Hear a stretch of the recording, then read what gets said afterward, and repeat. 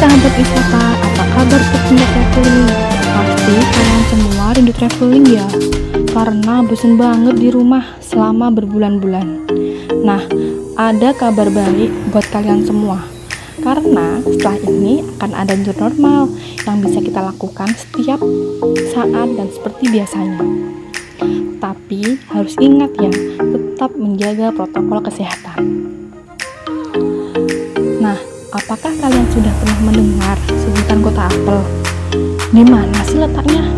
Kota apel berada di Provinsi Jawa Timur, tepatnya berada di Kota Malang. Tapi, apakah kalian sudah mengetahui kalau di sana ternyata ada destinasi wisata religi yang banyak digandrungi oleh masyarakat karena memiliki filosofi yang sangat membuat penasaran banyak orang, bangunan yang unik dan termegah.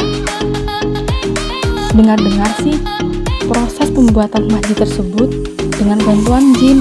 Apakah benar? Daripada bingung dan penasaran, yuk simak penjelasan berikut ini. Bangunan dengan arsitektur bergaya Timur Tengah yang terlihat sangat megah ini merupakan bangunan Masjid Tiban. Nah, Masjid Tiban, begitu akrab masyarakat menyebutnya. Masjid yang terletak di Kecamatan Turen, Kabupaten Malang, Provinsi Jawa Timur ini, yang komplek aslinya bernama Pondok Pesantren Bihalal Bahri Asali Fadla Ili Rahmah, merupakan pondok pesantren yang sudah berdiri pada tahun 1978. Gaya arsitektur yang digunakan pada masjid ini berasal dari Arab, India, Tiongkok, Nusantara dengan sentuhan modern yang membuat masjid ini semakin unik, megah, dan indah. Pasti kalian bingung kan dan penasaran kenapa sih masjid ini dinamakan Tiban? Tiban yang berarti sesuatu yang datangnya tidak diketahui asalnya. Karena menurut informasi yang muncul di masyarakat sekitar, bahwa masjid ini dibangun atas jasa makhluk halus dengan bantuan jin. Konon, menurut isu yang beredar, bangunan tersebut dibangun dalam waktu 1 malam dengan bantuan jin. Namun, setelah banyaknya orang yang penasaran dengan kebenaran isu tersebut, maka banyak orang berbondong-bondong untuk datang ke sana dan bertanya langsung pada penduduk dan sekitar pengurus masjid. Menurut pengakuan warga sekitar dan pengurus masjid, ternyata bangunan tersebut didirikan bukan asli dengan bantuan jin yang sesungguhnya, akan tetapi dibantu dengan para santri pondok pesantren tersebut. Jin yang dimaksud adalah para santrinya, jadi bukan jin asli ya. Santri pada pondok pesantren Salafiyah Biharu Bahri Asali Fadla Ili Rahmah ini merupakan salah satu siswa-siswi yang menempuh pendidikan di pondok pesantren tersebut.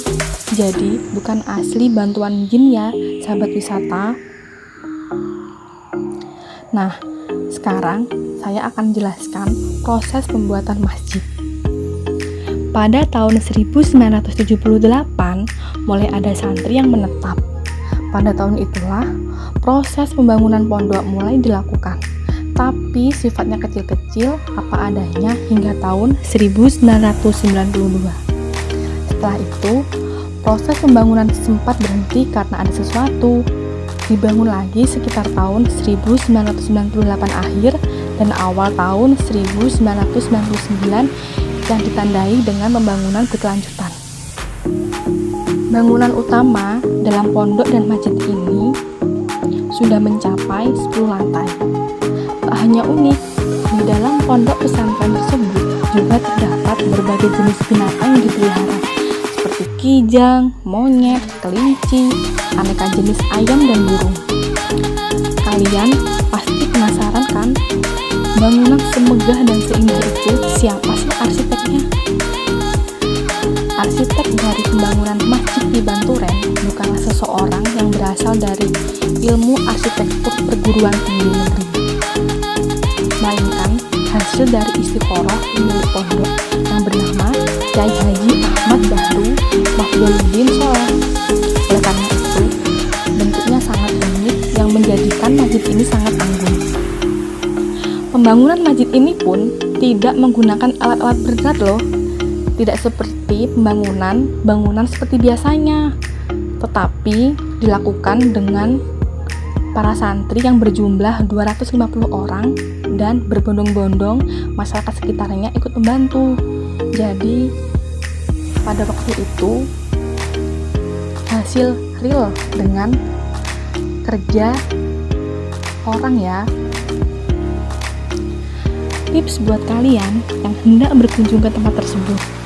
Untuk kalian yang ingin mengunjungi masjid di Banturen, sebaiknya datang pada saat weekdays, terutama pada hari Jumat, tepatnya sesudah ibadah sholat Jumat. Kenapa sih harus datang pada waktu tersebut? Karena sebelum sholat Jumat, masjid akan ditutup sehingga pengunjung tidak terlalu ramai dan Anda dapat leluasa berfoto di spot-spot yang menarik. Nah, untuk wanita yang tidak menggunakan hijab, setidaknya gunakanlah baju yang tertutup dan sopan untuk menghormati tempat ibadah. Keanggunan masjid ini adalah salah satu objek yang harus kita syukuri atas nikmat yang telah diberikan oleh Sang Maha Pencipta kepada kita sebagai hambanya. Bagaimana? Menarik bukan? Semoga bermanfaat ya.